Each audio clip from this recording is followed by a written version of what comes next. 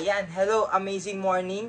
Bago ko umpisahan yung topic natin ngayon, gusto muna kita i-congratulate dahil nakaabot ka na sa last video ng mga new members guidelines natin. Pero eto, yung mga guidelines natin, umpisa pa lang to.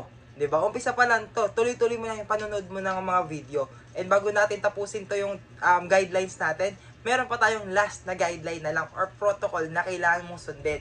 Ito naman ngayon, yung group chat protocol. So ikaw, 'di ba, nag-ask ka na mag-join sa group chat ng Team Icarus. Meron lang tayong group chat protocol diyan.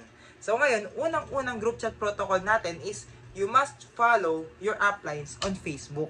Hindi lang kami ni Mentor Shane.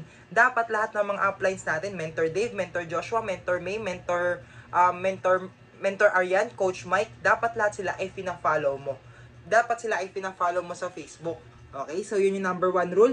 Diba yun yung assignment sa previous natin? Kailangan pina-follow mo sila. And eto, yun lang din ulit. Babalik lang din ulit natin. Kailangan pina-follow mo sila. Number 2, greet amazing morning daily. So kailangan araw-araw bumabati ka ng amazing morning. Hindi lang kapag maisipan mo. Kapag hindi naman siya magko-consume ng buong oras mo, ng buong araw mo. Gano'n lang ba kabilis mag-type ng amazing morning? Baka nga hindi ka pa magtagal ng 10 seconds sa pagta-type ng amazing morning. So, kailangan ikaw, maging active ka, mag-send ka ng amazing morning daily. Number 2, be friendly. Huwag kang magsasabi ng mga masamang salita doon sa group chat natin. So, kailangan ikaw ay friendly ka. Number 3, welcome and congrats one another. Kapag meron kang nakitang bagong member doon, nag-send doon ng poster na may bagong member, mag-welcome ka and then congratulate mo sila. Diba? Ngayon kasi bakit? Lahat tayo gusto natin kinakongratulate tayo. Gusto mo ba na ikaw, halimbawa, meron kang bagong downline, meron kang bagong member, sinend dun sa group chat ng Team Icarus. Sinend mo sa group chat ng Team Icarus, tas walang nagwe-welcome, walang nagko-congratulate. Anong mafe-feel mo para sa downline mo? 'Di ba malulungkot ka? So dapat ikaw, kung gusto mo na wini-welcome din yung mga future downlines mo, dapat ikaw nagwe-welcome and congratulations ka din. Okay? So number 5 natin, always back read. And always back read. Bakit? Kasi nitong nakaraan lang na promo, meron tayong mga members na hindi sila nagba-back read. Ngayon, ang nangyari, dahil hindi sila nagba-back read, nakalipas na yung promo, dun pa lang nila nakita na meron palang promo. So, nung nakita nila, tapos na. Hindi na sila nakaabot. Diba? So, ikaw, kailangan lagi kang nagba-back read. And number 6, no thumbs up. Yan, simpleng-simple. Walang mag-send ng thumbs up na emoji. Okay? Mabilis na naman mag-type, noted po, mes. Baka mamaya, nag-send doon yung mentor mo. Nag-send kami doon ng mga bagong updates tungkol sa IM Worldwide, mga bagong activity natin. Tapos ikaw, ang reply mo, thumbs up lang. Imbis na thumbs up ang i-reply mo, pwede mong sabihin, noted po, Mentor Josh, Mentor Shane, o kung sino man yung mentor mo. Type mo lang, noted po. Okay? Number 7, cooperate. So, eto, number 7, madali lang, cooperate. Gawin mo lang kung ano yung mga sinabi ko. And number 8, show support in Teams member post. Ano ibig sabihin yan?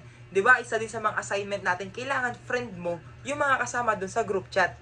Okay? So ngayon, kailangan ikaw mag-support ka din sa mga post nila. Kasi bakit? Mamaya mag-post ka tungkol sa barley tapos wala nagla-like, wala nagre-react, 'di ba? So ngayon, ito kasi makakatulong din tong pagre-react, pag-support natin sa mga post ng isa't isa. Halimbawa, ikaw meron kang client, nakita niya na lahat ng members ng Team Icarus nagla-like, nagre-react, nagpo-comment dun sa post mo. Ngayon, mapapaisip siya, hala, ang dami namang nag-i-inquire sa kanya. Hindi naman niya alam na member na yung mga yon. Pero dahil marami nagko-comment, possible mapaisip siya. 'Di ba? So, ikaw kailangan active ka din and mag-show support ka para ikaw i-support ka din. Okay? So, last natin, if you want to know something, don't be shy to ask. Yan. So ngayon, ito kasing group chat natin ay ginawa para magtulungan tayong isa't isa. So kung meron kang hindi alam, meron kang gustong linawin, meron kang naguguluhan, don't be shy to ask. Magtanong ka lang. Okay? Magtanong ka lang palagi. Nandito naman yung mga kapwa mo mentors, mga crosslines mo para tulungan ka. So kailangan ikaw, huwag kang mahihiyang magtanong.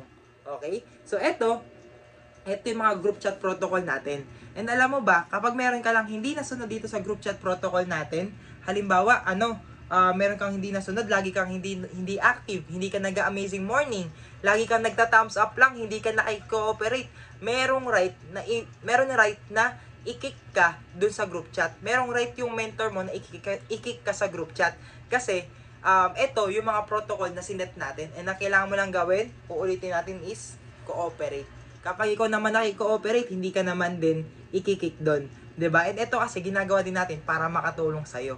para makapag-soak ka dun sa culture natin. Para kapag ikaw meron ka ng sarili mong team, alam mo rin kung paano yung gagawin. Alam mo rin kung paano sila ililid.